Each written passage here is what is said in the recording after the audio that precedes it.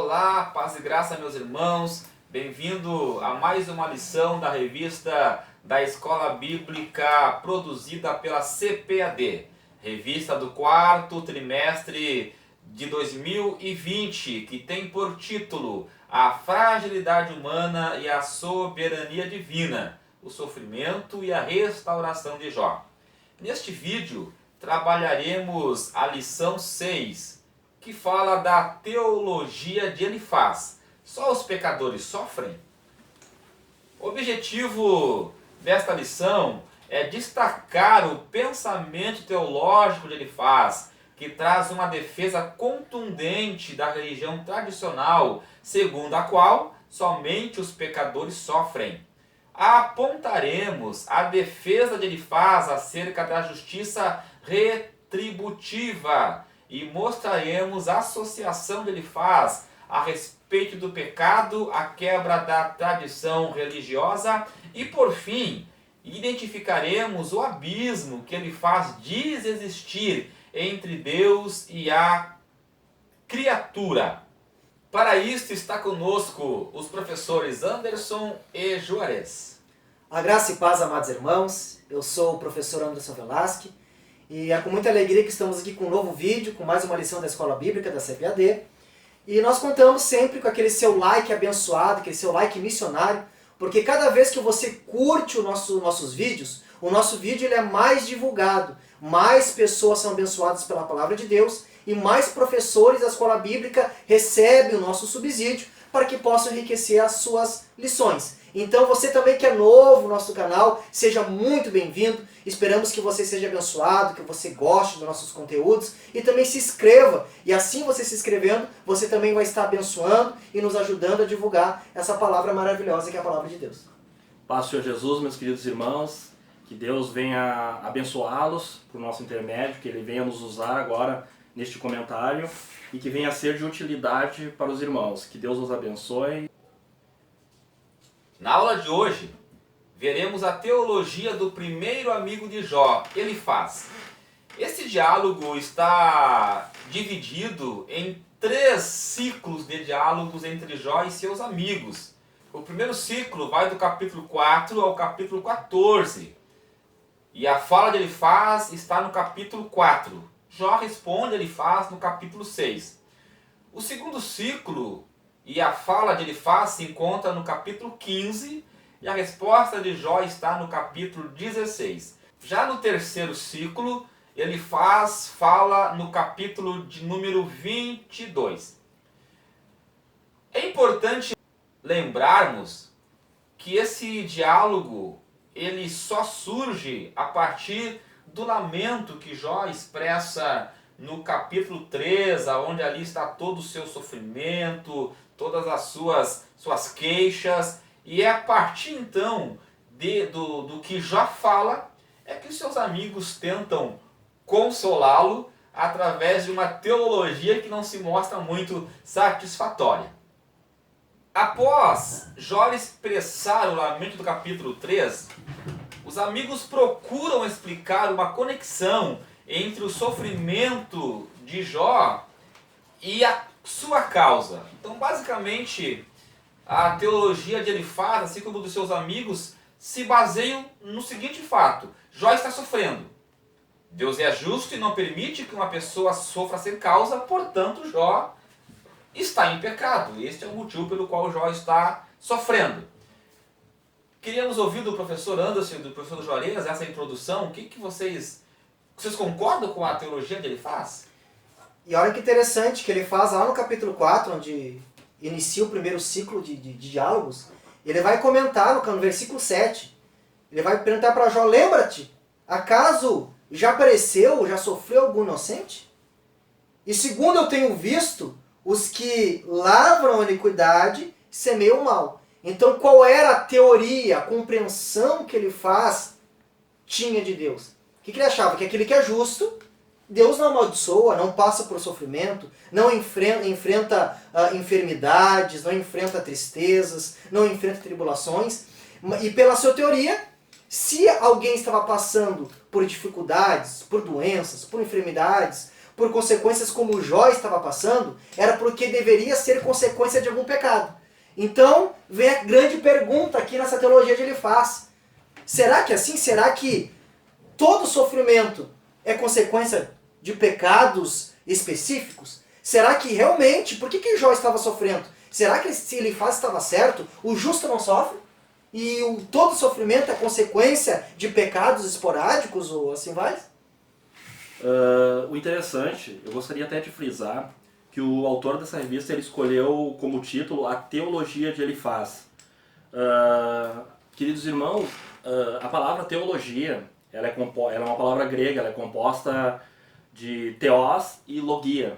Então, teologia nada mais é do que o estudo sistemático das Sagradas Escrituras, da Palavra de Deus, de nós entendermos, de nós organizarmos o estudo da Palavra de Deus. Então eu só quis frisar isso aqui para os irmãos que talvez não tenham muita afinidade com esse termo teologia, acharem que a palavra teologia aqui ela é empregada de uma maneira negativa, porque a teologia é uma maneira de como nós vemos essa revelação, como a entendemos. Então, quando diz a teologia de Elifaz, aqui está falando como Elifaz entendia Deus, a perspectiva que Elifaz tinha de Deus. E o que me chama a atenção, aqui no versículo 2, é que olha o que ele diz: se tentar alguém falar-te, enfadar-te-ás. Na verdade, o que ele faz aqui está dizendo para Jó é se ele vai se irritar. Se alguém tentar te falar alguma coisa, você vai se irritar. E na parte B, ele fala que ele não pode se calar, ele não pode se conter. O que me chama a atenção é que esse homem veio da sua terra junto com mais 2 amigos, e agora ele chega ali, vê o amigo naquela situação deplorável, ele fica 7 dias e 7 noites ali em silêncio, e quem quebra esse silêncio é Jó. No capítulo 3 nós vemos que Jó quebra esse silêncio de maneira que ele amaldiçoou o dia do seu nascimento. Porém, se nós vemos todo o capítulo 3, que é a fala de Jó, ele quebra esse silêncio. Se você for citar essa poesia hebraica, é 5, 6 minutos, 7 quando muito, muito pausadamente.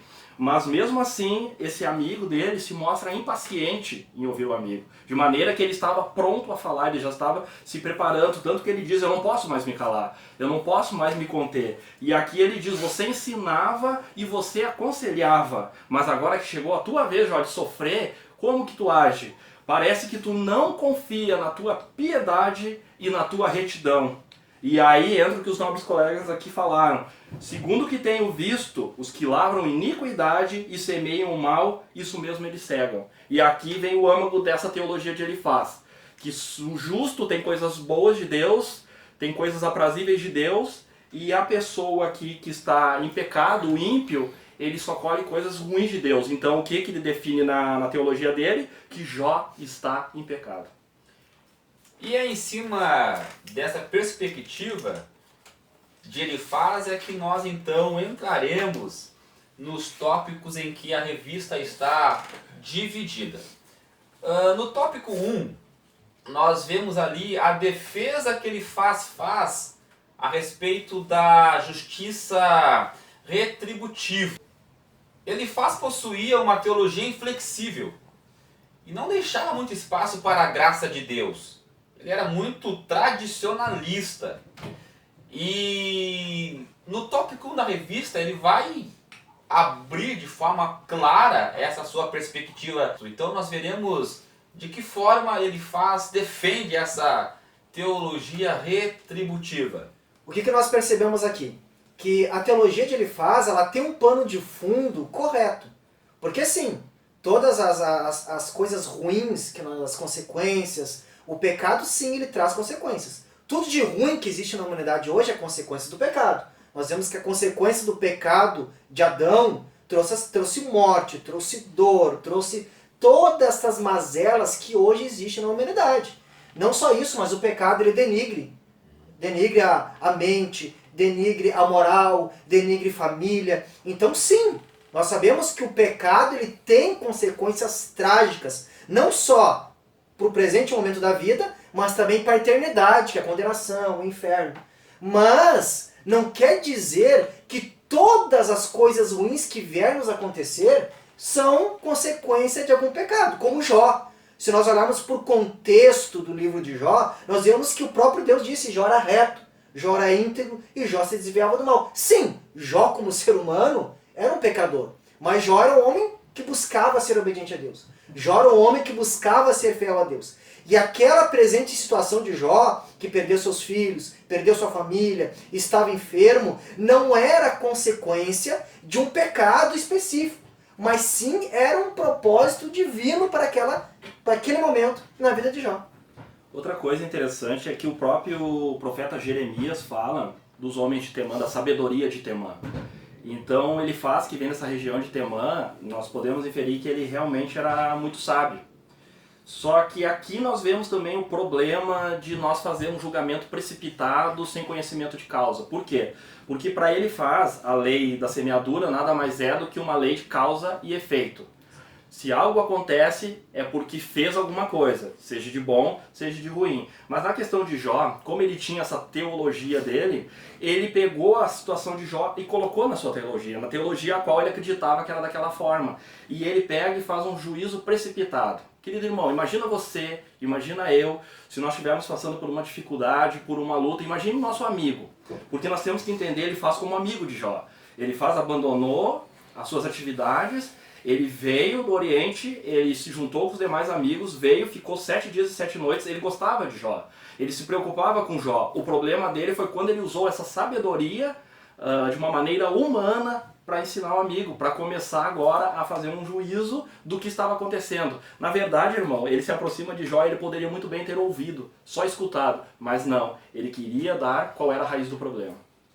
Então, essa teologia inflexiva de Elifaz, de que a lei da semeadura é exatamente isso, tu planta, tu colhe, e os exemplos que Elifaz traz, faz com que Jó entre em conflito. Exato. Peraí, então se realmente Deus castiga os ímpios e abençoa os justos, então eu me considero uma pessoa justa e estou sofrendo, então Deus é injusto.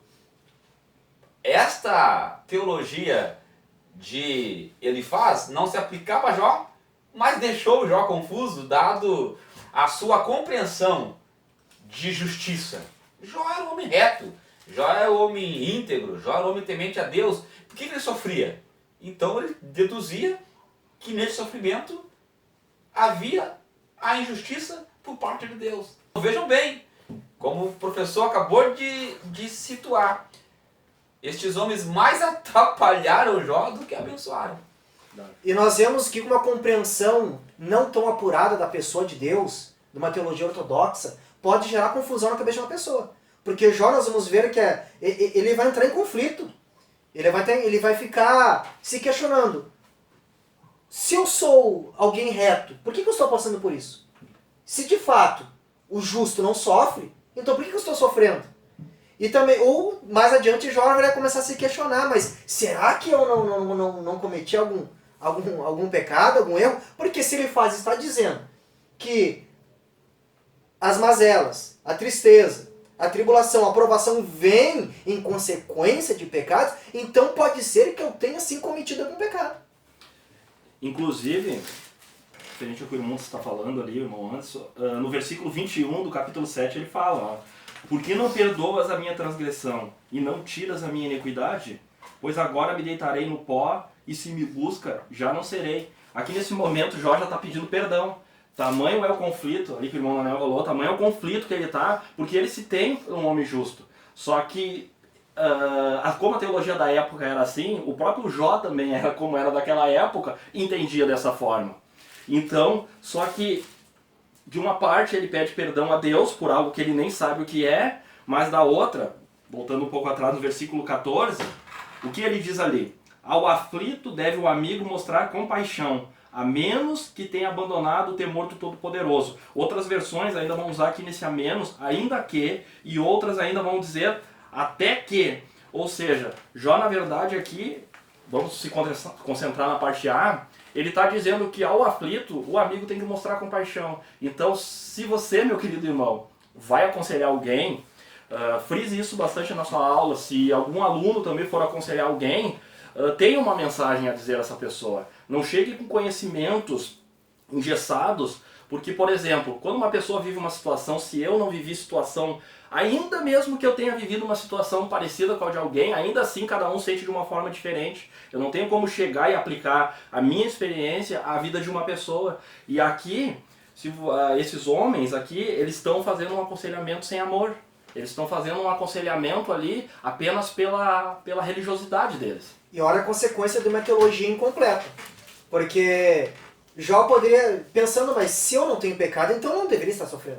E tem pessoas que pensam assim. Se eu não cometo erros, então não vai me acontecer. Há pessoas que pensam, né, que o ser bom vai trazer só consequências boas. E também a questão, se acontece algo de ruim, a pessoa começa, o que eu fiz de errado? O que eu cometi de pecado para estar acontecendo isso na minha vida? Ou seja, em certos momentos é melhor ficar calado. Porque assim, o Elifaz não falou mentiras. Ele falou uma verdade. Só que não a verdade Absoluto. que se aplicava no caso de Jó. Exato. Então a melhor coisa a ser feita realmente era ter ficado calado. Ajudaria mais Jó do que ele ter falado. Bom, avançando para o tópico 2. O tópico 2, o Elifaz vai fazer uma associação a respeito do pecado e da quebra da tradição religiosa. Essa ortodoxia engessada que Elifaz defendia. E as respostas que Jó deu a Elifaz ameaçava essa tradição.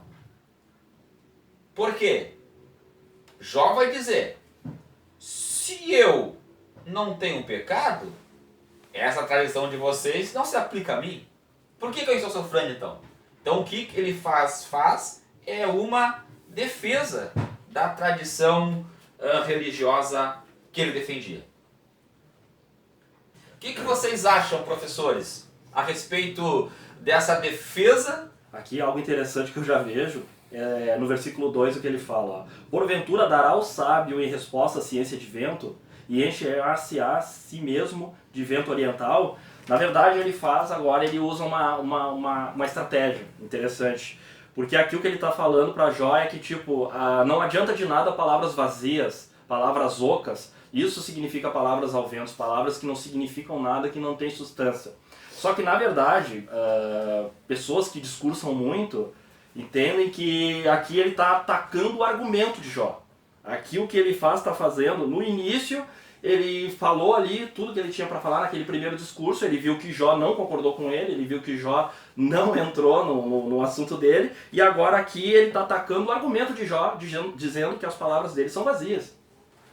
Então aqui nós vemos a preocupação, você professor da escola bíblica que nos ouve, você aluno, a preocupação de pessoas que ficam com a mente engessada só numa linha teológica e pensam que só aquilo é verdade. Ainda essa semana, conversando com os professores, eu ouvi uma pessoa comentando que ela tinha certeza da sua salvação porque ela seguia as tradições da sua religião. Então a certeza, a convicção da salvação dela era uma pessoa que se diz cristã. Ela achava que a salvação dela era um resultado, era a consequência dela cumprir as tradições da sua religião. E aí nós já chegamos, que salvação nós sabemos que é Cristo, é o que Jesus fez na cruz. Então uma teologia mal compreendida, uma teologia que muitas vezes nós aprendemos errado e temos dificuldade de dar o braço a torcer e aprender o novo. Porque às vezes nós aprendemos errado. Nós tivemos uma escola, uma tradição que não foi tão ortodoxa. O que eu estou querendo dizer com ortodoxa? Tão bíblica, tão realmente cristocêntrica como a Bíblia nos traz. Então se a pessoa às vezes está fechada como Elifaz estava, naquela linha de pensamento, ele não aceitava nada de diferente.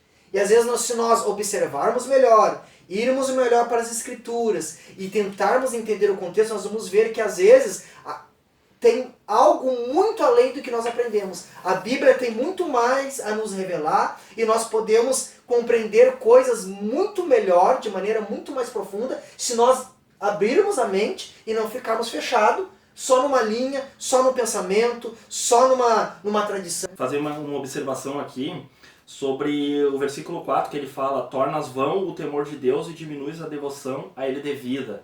Então, realmente, como Jó está indo contra o que eles têm por religiosidade daquela época, pelo conhecimento que eles têm de Deus daquela época, no versículo 9, olha o que ele fala: que sabes tu que nós não saibamos, que entendes que não age em nós. Então aqui o que ele está dizendo? Tu acha que sabe mais do que eu?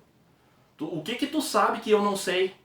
E ele fica, aquilo mexe com ele, que no versículo 11 ele diz: porventura fazes pouco caso das consolações de Deus e das suaves palavras que te dirigimos nós. Suaves palavras, em outras versões, está assim, palavras cheias de carinho. Dá para acreditar numa coisa dessa? Ele faz aqui, está dizendo ainda que ele está exalando palavras de Deus e com grande carinho para o Jó. O que afrontável ele faz é o fato de ele faz querer que Jó confessasse o pecado e Jó não confessava. E isso fez com que ele se voltasse contra Jó. E Jó, ele não blasfema contra Deus. Amém, ele se verdade. queixa. É diferente. O tópico 3, nós veremos ali o Elifaz falando a respeito do distanciamento entre Deus e a criação. Deus não se importa com as quimeras humanas. E Jó, por outro lado, vai dizer que não. Deus, ele se importa sim e caminha com os homens. Vamos trabalhar um pouco mais dessa questão da imanência e da transcendência de Deus, que é muito importante para a nossa fé. Algo muito interessante no livro do profeta Isaías. Livro do profeta Isaías, capítulo 57, e o versículo 15, olha o que vai dizer lá. Porque assim diz o alto. Aqui o profeta está dizendo o alto, aquele que está num lugar inacessível, que nós não alcançamos. O sublime que habita a eternidade. Outro paradoxo, nós somos limitados, somos finitos, ele é eterno. O qual tem o nome de santo, que é puro, que não tem contaminação, que não tem comunhão com o que é pecador. Habito no alto, no santo lugar, mas habito também com contrito e abatido de coração, para vivificar os corações contritos. Então aqui o profeta, a Bíblia, a palavra está sendo clara que sim, nós servimos um Deus que nos seus atributos, na sua excelência, na sua grandeza, na sua santidade, na sua perfeição, ele está separado de nós, porque são atributos incomunicáveis, só Deus tem, só Deus é. Isso é inalcançável para nós. Mas por outro lado, a Bíblia diz que sim, que Deus habita entre nós, que Deus está conosco, que Deus acompanha os seus filhos, que Deus consola os seus servos. A Bíblia ela está repleta de exemplos que nos mostram que Deus se relaciona com o ser humano, que Deus se relaciona com essa criação. Nós temos como exemplos Moisés, que Deus, por meio da sarça ardente, se apresenta, se revela ali a Moisés. Nós temos exemplos do próprio Abraão também. Que Deus se preocupa, né? Verdade. Deus, na verdade, nós não estamos... aquela ideia de que Deus criou o homem e deixou ele para a obra do acaso, das suas decisões, de que o rumo do homem está de acordo com as suas decisões, isso não é verdade. Não existe. Deus está no controle e Deus cuida de cada dia. Ele tem cuidado, tanto que Jó, no seu livro, ele vai tratar sobre o que cada dia nosso já está contado, que Deus sabe dos nossos dias. Aqui no capítulo 22, só antes de passar para o nobre irmão, eu vou frisar aqui uma coisa que ele faz também, vem na sua segunda estratégia aqui, que no 15 ele ataca o argumento e no 22 ele ataca o argumentador. No 22 é onde ele chega com mais veemência em falar quais são as acusações que ele está fazendo. As viúvas despediram de mãos vazias e os braços do órfão foram quebrados. Aqui ele está nitidamente dizendo ainda quais são os pecados gravíssimos que ele está acusando Jó. A questão é, esse homem ele morava em uma outra terra. Da onde que ele tirou essas coisas? Será que ele tinha um conhecimento disso aqui, que isso aqui verdadeiramente acontecia? Será que Jó fazia realmente essas coisas que ele está dizendo? Ou aqui é realmente uma tática de atacar o argumentador aqui para mostrar que quem estava certo era ele e que as coisas que Jó estava falando eram uma mentira? Ser inflexível na sua visão, no seu pensamento, na sua teologia. Lembrando, irmãos, que tanto Jó quanto Elifaz e seus amigos, o conhecimento que eles tinham de Deus era limitado. Eles não tinham a revelação escrita de Deus ainda, que era a Torá. E esta compreensão de Elifaz de que Deus ele cria o homem, mas abandona o homem ao acaso, Jó faz um contraponto. Lá no capítulo 23 e o versículo 10, Jó vai dizer que não. Deus ele é transcendente, sim, mas Deus também ele caminha com os homens. Deus ele se preocupa com a sua criatura. E nós temos que deixar bem claro, irmãos, que quando dizemos, né, no início nós falamos da transcendência e da imanência, não quer dizer que Deus emana de algo. Os segmentos distorcidos da teologia, como o panteísmo, como o animismo, né? Eles vão dizer que Deus ele está em nosso meio através da natureza.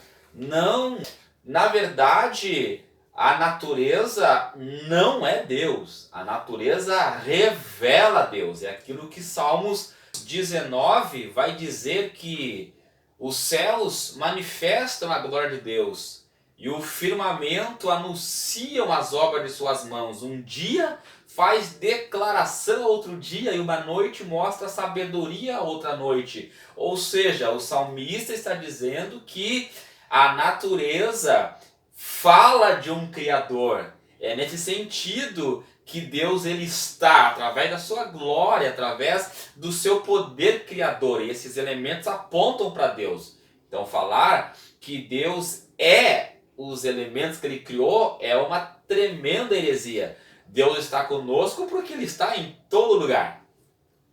Aí é que está o Deus Todo-Poderoso, que o livro de Jó fala mais de 30 vezes. Então, irmãos, caminhando para o final do tópico 3, não sei se os colegas têm mais alguma observação a ser feita. O interessante dessas questões, né, a transcendência, a imanência, que tem aqueles que vão dizer que Deus não se importa, que Deus deixa o ser humano seguir seu próprio curso, seu próprio caminho pelas suas escolhas.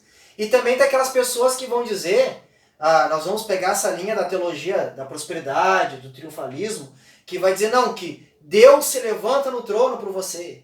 Deus está pelejando por você. Deus está... Irmãos, Deus está pelejando?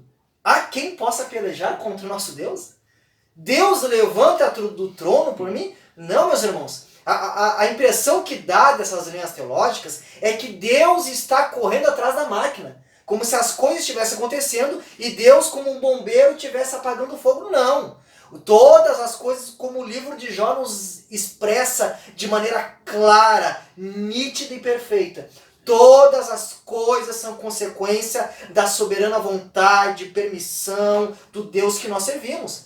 Então Deus não precisa levantar-se do trono, porque as coisas estão correndo conforme Ele determinou. Deus não precisa pelejar, porque não há quem peleja com o nosso Deus.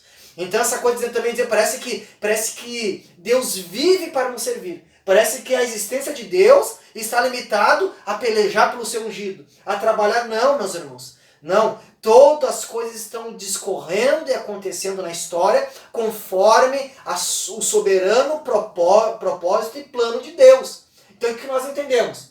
Deus, a natureza não é Deus, mas se a natureza é consequência da vontade de Deus, como Deus não está correndo de atrás do ser humano, não. Todas as coisas estão acontecendo conforme a vontade de Deus.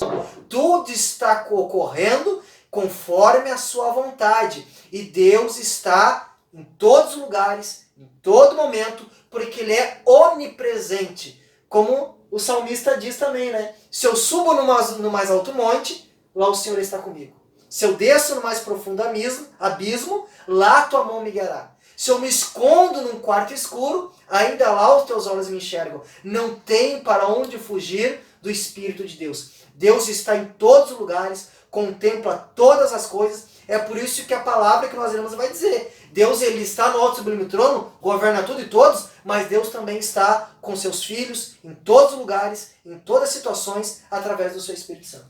Amém. O homem de Temã também vai dizer ali no versículo 23... aqui eu encerro a minha fala, se te converteres ao Todo-Poderoso, serás restabelecido. Se afastares a injustiça da tua tenda e deitares o pó ao teu ouro e o ouro de Ofir entre pedras dos ribeiros, então o Todo-Poderoso será o teu ouro e a tua prata escolhida. Na parte A ele fala, se te converteres ao Todo-Poderoso, serás restabelecido. Então mesmo tendo essa teologia, essa maneira de compreensão de Deus, de Elifaz, que ele tinha que engessada, já havia um entendimento misericordioso. Já havia esse entendimento. O próprio Elifaz aqui cita, ele está aqui orientando Jó, que embora ele ache que esteja em pecado, que ele está com pecado escondido, ele está orientando com que Jó se coloque diante do Senhor pedindo aqui perdão a Deus, se reconciliando com Deus. Ele usa isso uns versículos um pouco antes, para que Jó se coloque nessa posição. Então, irmão, antes a gente vê que essa misericórdia já era entendida naquele momento, de que Deus perdoa. E finalizando a teologia de Elifaz, então nós podemos dizer que a teologia de Elifaz era uma teologia incompleta. Exato. Tinha verdades, mas a interpretação da maior parte dessas verdades era equivocada por parte de Elifaz. E o comportamento, a postura de Jó mostrava os erros da teologia de Elifaz. Ou seja, o contexto do livro de Jó nos mostra os erros, mostrando o pecado traz consequências, sim, a Bíblia nos afirma isso, sim, mas os justos sofrem, sim, nós vemos aqui um homem como Jó, justo, temente, sofrendo, padecendo, mas não era consequência de um pecado espontâneo, não era consequência de um pecado específico. Deus tinha um propósito naquilo por que o Jó estava passando. Então nem tudo é porque o irmão tá no leito de enfermidade porque pecou, não. Deus tem propósitos até na diversidade, na enfermidade, na doença e na dificuldade. E uma coisa, aproveitando aqui, irmão Daniel, meu querido irmão, nós não podemos esquecer que Jó enterrou seus 10 filhos. Então esse foi considerado um amigo dele. Mas nós também hoje somos servos do Senhor e nós temos que estar preparados para essas situações. Se a gente tivesse que conversar com alguém, se a gente tivesse que visitar alguém que está passando por um problema grave, o que será que a gente falaria? O que será que a gente teria a dizer a essa pessoa? E aqui eu faço valer as palavras do professor Daniel aqui, que em muitos momentos, meus irmãos, é bom nós ficarmos calados. Porque uma pessoa, quando ela está passando por um momento desse porte, desse grau de intensidade, o correto seria mesmo nós estarmos ao lado dessa pessoa, cedermos os nossos ouvidos a essa pessoa para que ela fale e analisarmos com muito cuidado se devemos mesmo falar alguma coisa. E concluindo o assunto, queremos trazer aqui alguns conceitos básicos para fazer uma aplicação. Primeiro, não é verdade que só apenas os ímpios sofrem. Nós já vimos que os justos sofrem também. Segundo, a soberania infinita de Deus é a chave para reconhecer a sua justiça.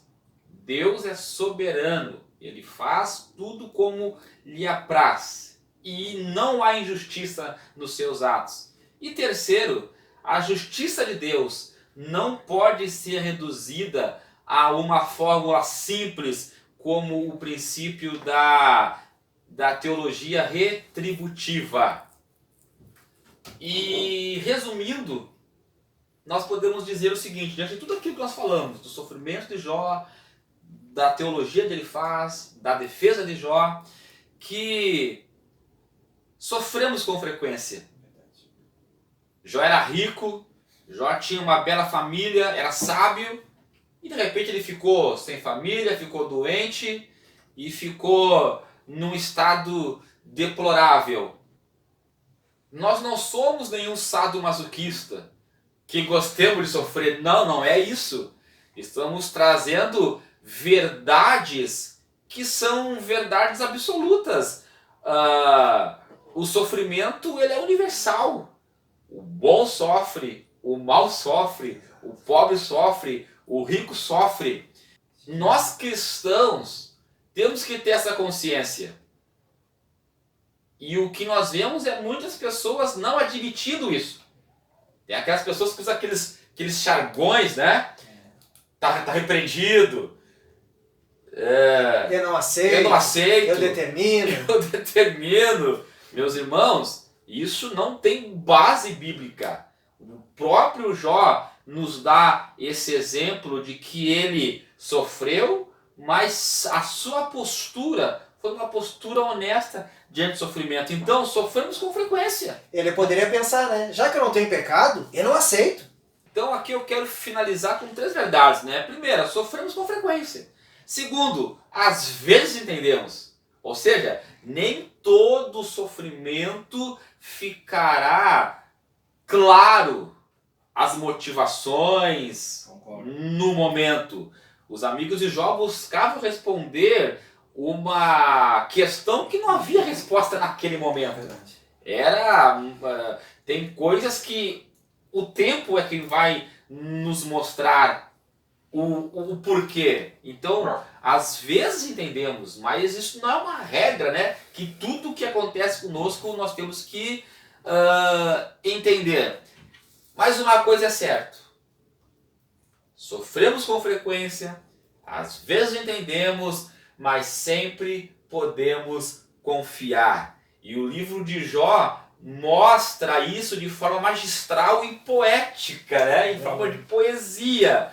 Em meio às incertezas e lamentos de Jó e as acusações dos seus amigos, Deus, o Todo-Poderoso, vai falar no capítulo 38. E a fala de Deus é uma fala que vai é o contrário daquilo que os amigos e o próprio Jó estava buscando. Agora quem faz as perguntas é Deus. E Deus pergunta para Jó: Jó, aonde tu estavas quando os fundamentos da terra foram lançados? Jó, diante da sabedoria infinita de Deus, Jó se cala. O que Deus estava mostrando para Jó? Jó, eu sou o Todo-Poderoso. Aleluia. Tudo que acontece está no meu controle. Então descansa. Esta é a grande verdade. Podemos confiar em Deus em qualquer situação da nossa vida. Porque Deus, Ele é Todo-Poderoso. Diante dessa verdade, o que Jó faz? Jó se cala e no final lá, Jó se arrepende.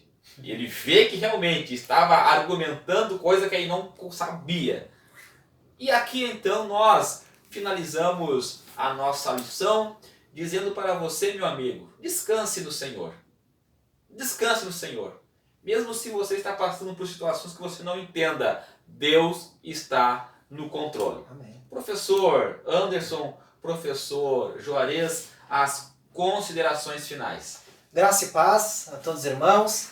E até o próximo vídeo, se assim Deus nos permitir. Que Deus os abençoe. Esperamos que os irmãos venham ser grandemente abençoados, venham estar usando nas suas aulas, se assim desejarem, o que foi tratado aqui por nós. E aguardamos vocês também no próximo vídeo. Que Deus os abençoe e tenham um bom dia. Dê lá o seu likezinho, se inscreva no canal e nos ajude a divulgar o Evangelho.